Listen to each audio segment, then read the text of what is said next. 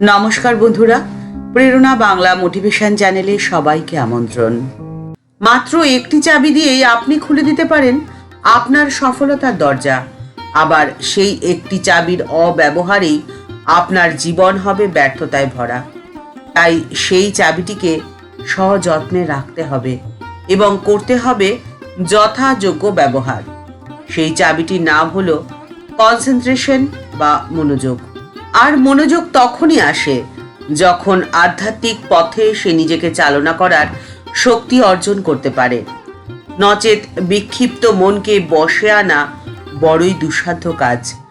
আপনাকে সেই শক্তি অর্জন করতে হবে। নাস্তিক বা আস্তিক বা যে কোনো ধর্মমতেই আপনার বিশ্বাস থাকুক না কেন, মনকে সমর্পণ করতে হবে। আর এই সমর্পণ যদি হয় সর্বশক্তিমানের প্রতি, তাহলে আপনার অগ্রগতি নিশ্চিত। আপনার জীবনে সফলতা আসবেই। আপনার সফলতাকে রোধ করবে এমন শক্তি বা সাধ্য কারোর হবে না। যে কোনো ধর্মমত পথেই আপনার বিশ্বাস থাকুক না কেন, আপনাকে আপনার হাতের মুঠিটিকে খুলে রাখতে হবে। আপনাকে ত্যাগী হতে হবে। আপনি যদি ত্যাগী হতে পারেন, তাহলে তার বিনিময়ে আপনি ফিরে পাবেন বহুগুণ বেশি সুখ ও শান্তি। শ্রী শ্রী মা সারদা দেবী কারোর মধ্যে ত্যাগের ভাব দেখতে পেলে খুব খুশি হতেন এবং তাদের উৎসাহ দিতেন। একবার মা বলেছিলেন, সবাই বলে শ্রীরামকৃষ্ণ ধর্ম সমন্বয় প্রচার করতে এসেছিলেন। তিনি যে বিভিন্ন ধর্ম সাধন করেছিলেন তা কিন্তু এই উদ্দেশ্যে নয়।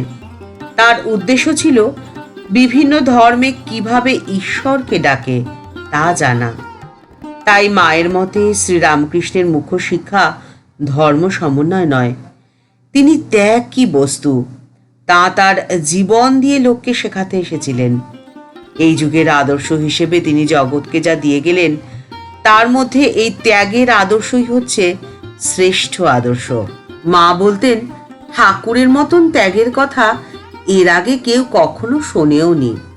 আর স্বামীজি বলেছেন, ত্যাগ ও সেবা এই দুটোই হচ্ছে জাতির দুটি মহান আদর্শ। যদি এই আদর্শ ধরে আমরা থাকতে পারি, তাহলে আমাদের সব ঠিক চলবে, আমাদের উন্নতি নিশ্চিত। আপনি যদি সবসময় এটা ভাবেন যে আপনার কি কি প্রয়োজন, আপনার কি কি চাই, তাহলে আপনার মন প্রকৃতপক্ষে আপনাকে জানিয়ে চলেছে যে আপনার কি কি নেই। এই নেগেটিভিটি আপনার মনোসংযোগে ব্যাঘাত ঘটায়, ফলে কোনো কাজেই আপনি আপনার 100% দিতে পারবেন না। কিন্তু উল্টো দিকে আপনি যদি ত্যাগী হন, তাহলে আপনার মনে এই ধারণাই আসবে যে আপনার কাছে যা বেশি তাই আপনি দিতে পারছেন।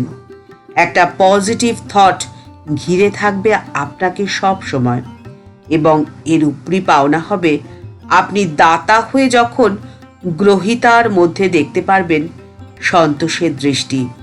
এক অপূর্ব আত্মতৃপ্তিতে আপনি পরিপূর্ণ হবেন, যা আপনার প্রাত্যহিক কর্মে উৎসাহ দেবে বহুগুণ, এবং সফলতা তখন আপনার কাছেই আসবে। কিন্তু ত্যাগী হতে হবে অন্তর থেকে, বাহ্যিক আড়ম্বরে নয়। অন্তরের গোপন কুঠুরিতে লুকিয়ে রাখুন আপনার মনের ভাবটিকে এবং নিশ্চুপে নিভৃতে কর্ম করে যান। কিভাবে সে কাজ সম্ভব? মায়ের জীবন থেকেই সে শিক্ষা মেলে। মায়ের নহবতের জীবনটি ছিল একান্ত সরল এবং অনাড়ম্বর।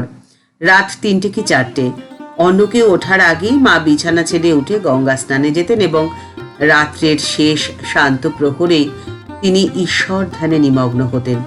দক্ষিণেশ্বরে ঠাকুরের কাছে যত লোকই আসুক না কেন, মা তাদের জন্য খাবার তৈরি করতে কখনো ক্লান্তিবোধ করতেন না।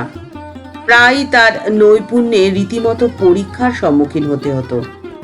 একদিন সন্ধ্যায় কয়েকজন গণ্যমান্য লোক ঠাকুরের কাছে এলেন। কাঁচা সবজির ভাড়ার তখন প্রায় শেষ। কিছু বাতিল বাঁধাকপির পাতা আর সামান্য 2-1টা আনাজ ছাড়া আর কিছুই নেই। মা পড়লেন মহা সংকটে। কিন্তু গোলাপ মা মাকে আশ্বাস দিয়ে বললেন, ওই ঝর্তি পট্টি দিয়েই চমৎকার একটা রান্না তুমি করতে পারবে।